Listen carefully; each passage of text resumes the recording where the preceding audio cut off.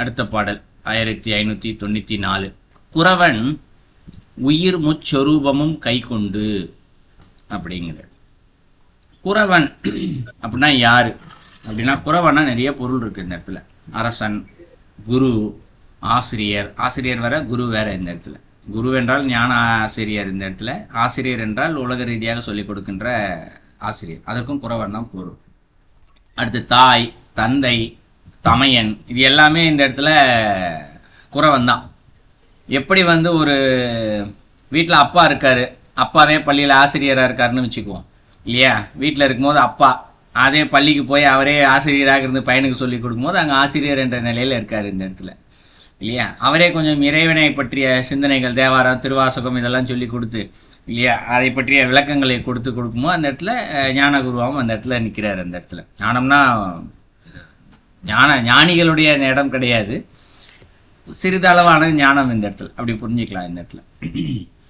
So இப்படி எல்லாவற்றுக்கும் சேர்ந்தது தான் இந்த இடத்துல குறவன். இடத்திற்கு தக்கபடி இறைவன் இங்கே நிற்கிறாராம். எப்படி குருவே குருவாக இறைவன் வராராம் இந்த இடத்துல.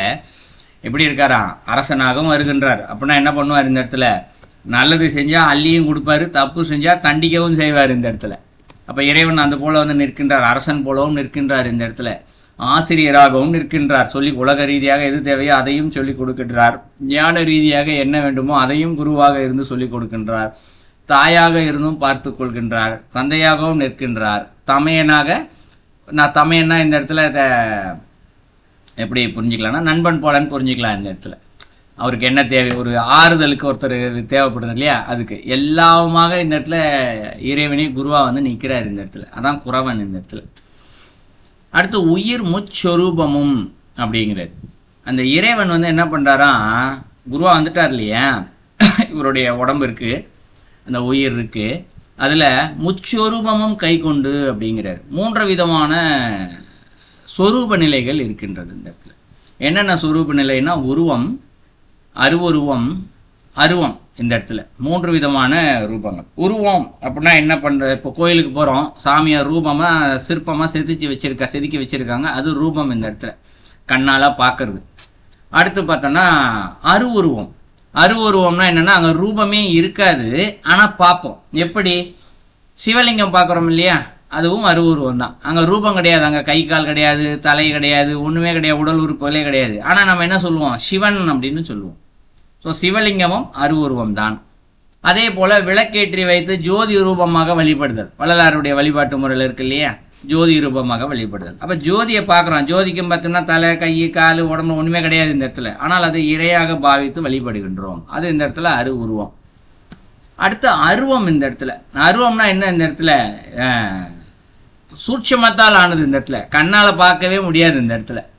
ஸோ கண்ணால் பார்க்குறதோ, ஐம்புலன்களால் உணர்தல் என்ற ஒன்றே இருக்காது இந்த இடத்துல. இது எண்ணத்தினால் உணர்தல் மட்டும்தான் இந்த இடத்துல அருவம். இது 3ஐயுமே கை கொண்டு அப்படிங்கிறாரு. கை கொண்டுனா என்ன, இந்த இடத்துல கைப்பற்றுதல் இந்த இடத்துல அப்படின்னு பொருள். கைப்பற்றுதல்னா என்ன, இப்போ சைக்கிள் ஓட்ட கற்றுக்கிறார் ஒருத்தருக்கு, தெரியல சைக்கிள் ஓட்டுறது கற்றுக்கிட்டு இருக்காரு, முடிச்சுக்கிட்டாருன்னு வச்சுக்கோ, நான் கற்றுக்கிட்டேன் நான் அப்படின்னு சொல்லுவார் இல்லையா, அதான் கை கொண்டு இந்த இடத்துல. கைப்பற்றுதல் அப்படின்றது அதுதான் இந்த இடத்துல. ஸோ அது 3 பெற்று அரிய பொருள் முத்திரையாக கொண்டு அப்படிங்கிறார். அரிய பொருள் அப்படின்னா யாருக்கும் கிடைக்காத ஒரு பொருள் தான் அரிய பொருள், எல்லாருக்கும் தெரியும் இந்த இடத்துல. ஸோ அந்த அரிய பொருள் முத்திரை அப்படிங்கிறாரு. முத்திரைனா எல்லாருக்கும் தெரியும் இல்லையா, ஒரு பொருளை குறிப்பிட்டு காண்பிப்பது இந்த இடத்துல. இப்போ சிவலிங்கத்தை பார்க்குறோன்னா, சிவலிங்கத்தை பார்த்தீங்கன்னா சிவன் தான் ஞாபகத்துக்கு வருவார் இந்த இடத்துல. பெருமாள் யாருக்கும் ஞாபகத்துக்கு வரமாட்டார், முருகரோ விநாயகரோ எந்த தெய்வமும் ஞாபகட்டாங்க, லிங்கம்னு பார்த்தாலே சிவன் தான். அப்போ சிவனுடைய முத்திரையாக இருப்பது இந்த இடத்துல எது, சிவலிங்கம் அந்த இடத்துல இருக்குது இந்த இடத்துல.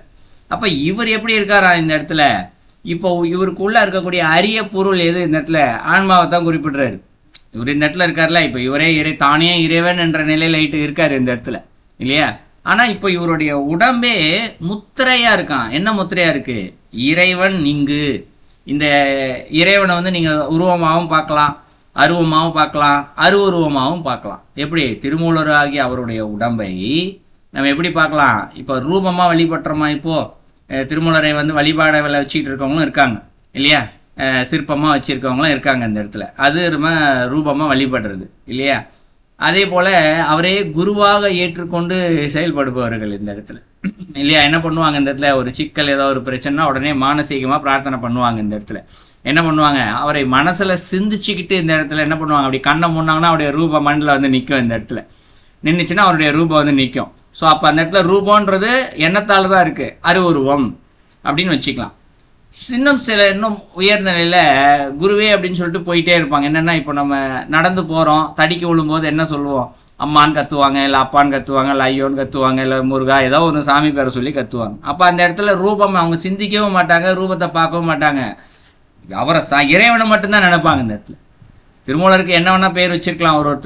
ஒருத்தர் ஐயனேன்னு வச்சிருப்பாங்க, ஒருத்தர் இறைவான்னு வச்சிருப்பாங்க, இல்லை குருவேன்னு வச்சிருப்பாங்க, இல்லை திருமூலரேன்னு வச்சிருப்பாங்க, ஏதோ ஒரு பேர். ஆக மொத்தம் தடிக்கு உளுந்த வினாடியில அவர்கள் வாயிலிருந்து அந்த நாமம் மட்டும்தான் வெளியில வரும். இந்த இடத்துல குருவாக ஏற்றுக்கொண்டு சரணடைந்தவர்கள் இந்த இடத்துல திருமூலர். அப்ப இந்த இடத்துல அவரு அருவமாகவும் வச்சிருக்காரு. அப்ப அவருடைய உடம்பு எப்படி இருக்கு, இப்போ மூன்றுமாகவும் இருக்கின்றது. ஒரு முத்திரையாக இறைவனுடைய சிம்பிள் 3 தனித்தனியா இருக்கு. ஆனா இவர் இந்த இடத்துல 3ஐயும் தனக்குள்ளே வைத்துக் கொண்டிருக்கின்றார், கை கொண்டு. அவ்வளவு உயர்ந்த நிலைக்கு போயிட்டார். எப்படி, இறைவனுடைய திருவடி பட்டதுனால. அடுத்து என்ன சொல்றாரு, பெரிய பிரான் அடி நந்தி பேச்சற்று அப்படிங்கிறாரு. பெரிய பிரான் அப்படிங்கிறாரு. பெரிய பிரான் எல்லாவற்றுக்கும் பெரிய தலைவன் இந்த இடத்துல இறைவன் தான். சிவன் தான் எல்லாத்துக்கும் அசையா சக்தியாக இருக்கக்கூடிய அந்த இறைவன் தான் எல்லாத்துக்குமே பெரிய பிரான். அவருடைய திருவடி நந்தி பேச்சற்று. நந்தின்னா தெரியும், இறைவனே குருவாக வந்து அருள்றது இந்த இடத்துல. பேச்சற்று அப்படிங்கிறார். இப்போ இன்னைக்கு இப்போ குருவை சரணடைஞ்சிட்டாருன்னு வச்சுக்குவோம். ஒருத்தர் வந்து ஒரு ஞான குருவை சரணடைஞ்சிருக்காரு. திருமூலரையே வச்சுக்குவேன் உதாரணத்துக்கே, அவரே வச்சுக்குமா. அவர் தன்னைத்தானே சொல்றாரு இந்த இடத்துல. ஏதாவது ஒன்று தெரியவில்லை, நம்ம நிறைய முறை சொல்லியிருக்கோம், திருமந்திரத்துக்கெல்லாம் ஆசிரியர் என்று தனியாக வச்சுக்கிங்க. திருமந்திரத்தை புத்தகத்துல டெய்லி ஒரு சிரத்தையோட படிச்சுக்கிட்டே இருந்தா போதும். அந்த இடத்துல அவரே உள்ள இருந்து சொல்லி கொடுப்பார். இந்த இடத்துல விளக்கத்தை புரிய வைப்பார் அப்படின்னு சொல்லிட்டு சொல்லுவோம் இல்லையா. அதைத்தான் இந்த இடத்துல சொல்றாரு. இந்த இடத்துல தனியா இந்த திருமந்திரம் மட்டும் இல்ல, எந்த நூலாக இருந்தாலும் சரி, இந்த இடத்துல குருவை சரணடைந்து ஒண்ணுமே கத்துக்கணும். இதுதான் நான் ஒரு 2 வகுப்புக்கு முன்னாடி கூட ரமணருடைய வாழ்க்கையில் நடந்த ஒரு சம்பவத்தை சொல்லியிருந்தேன் இந்த இடத்துல இல்லைங்களா. அவருக்கு கூட இருந்தவர் வந்து எதையோ கற்றுக்கணும்னு சொல்லிட்டு படிக்கணும்னு சொல்லிட்டு போனார். நீ ஒன்றும் படிக்க வேணாம், சும்மா இரு அப்படின்னு சொல்லிட்டு சொன்னாருன்னு சொன்னேன் இல்லையா. ஆத்ம விசாரம் பண்ணி எல்லாம் தெரியும்னு சொன்னாருன்னு சொல்லி ஒரு சொல்லியிருந்தேன். எல்லாருக்கும் நினைவு இருக்கும்னு நினைக்கிறேன். அதுபோலவே சரணடைதல் என்ற ஒன்று இருந்தால் போதும். நாம் எந்த படிப்பும் படித்திருக்க தேவையில்லை. இந்த இடத்துல தானா என்ன பண்ணுவார் இறைவன், குரு, அவர் வந்து நம்மகிட்ட சொல்லி கொடுத்து தான் நம்ம தெரிஞ்சுக்கணும்னு அல்ல.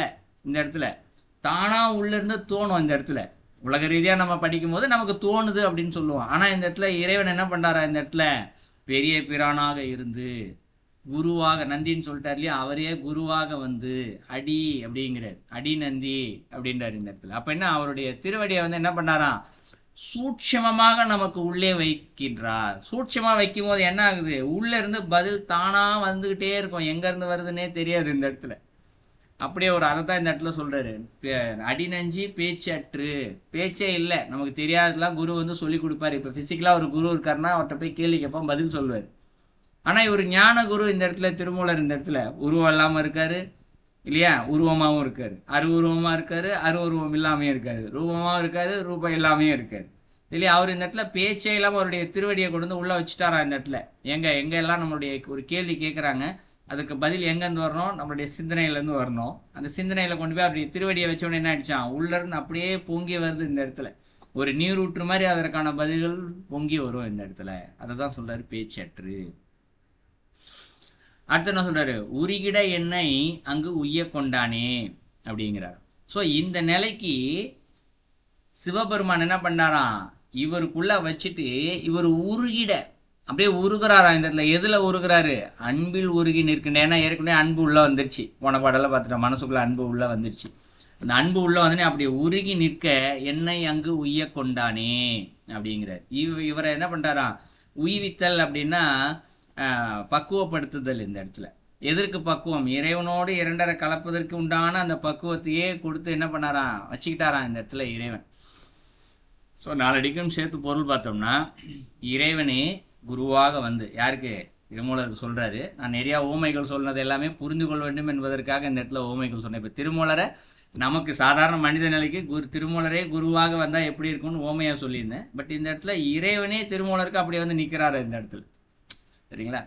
ஸோ இறைவனே இந்த இடத்துல குருவாக வந்து அவருடைய 3 ரூபங்களாகவும் இவருடைய உடம்பை ஆக்கி, திருமூலருடைய உடம்பையே அதுபோல் ஆக்கி அவருடைய உடம்பையே இந்த இடத்துல முத்திரையாகவே மாற்றி விட்டார். திருமூலராக அவருடைய உடம்பை முத்திரையாக மாற்றிட்டார். திருமூலர் உடம்பை பார்த்தா, ரூபத்தை பார்த்தா அவரை அசையும் இது ரூபமாக வைத்துக்கொள்ளலாம், அருவுருவமாக வைத்துக்கொள்ளலாம், அருவம், உருவம், ரூபாரூபம். ஸோ 3 பாகமும் இந்த இடத்துல அதுபோல் அவருடைய உடம்பை வைத்து விட்டு அவருடைய எண்ணத்திற்குள் அவருடைய திருவடியவே வச்சுட்டாராம். இப்போ திருமூலர் போய் தனியாக எதையும் படிக்கணும்னு அவசியமே இல்லை. இந்த அண்ட சராசரத்தில் இந்த உலகங்கள் எப்படி படைக்கப்பட்டது, ஆகமங்கள் எப்படி, வேதங்கள் என்றால் என்ன, எந்த கேள்வி கேட்டாலும் சரி அத்தனைக்கும் அவரால் பதில் கொடுக்க முடியும். அப்படிதான் திருமந்திரத்தையே இந்த இடத்துல கொடுத்துருக்காரு. எல்லாத்தையும் இறைவன் உள்ளேருந்து கொடுத்துட்டாரு. நீ உலகத்துக்கு போய் சொல்லி கொடுன்னு சொன்னதுக்கு அப்புறம் தான் அங்கேருந்து இங்கே வந்து இது எல்லாத்தையும் எழுதி கொடுத்துருக்காரு இங்கே இந்த இடத்துல. ஸோ திருமூலருக்கு எப்படி அசையா சக்தியாக இறைவனுக்கு அறியாத ஒன்று இல்லையோ, அதுபோலவே இவருக்கும் அறியாத என்று ஒன்று இல்லை. அந்த நிலைக்கு அவர் வந்துட்டார் இந்த இடத்துல. அது வந்த பின்பு இவர் அன்பினால் உருகிட இவரை பக்குவப்படுத்த நிலையில் இறைவன் வைத்து விட்டார், உய்ய வைத்தார், மேன்மையை கொடுத்திருக்கிறார். ஸோ இதான் அந்த பாடலுடைய கருத்து.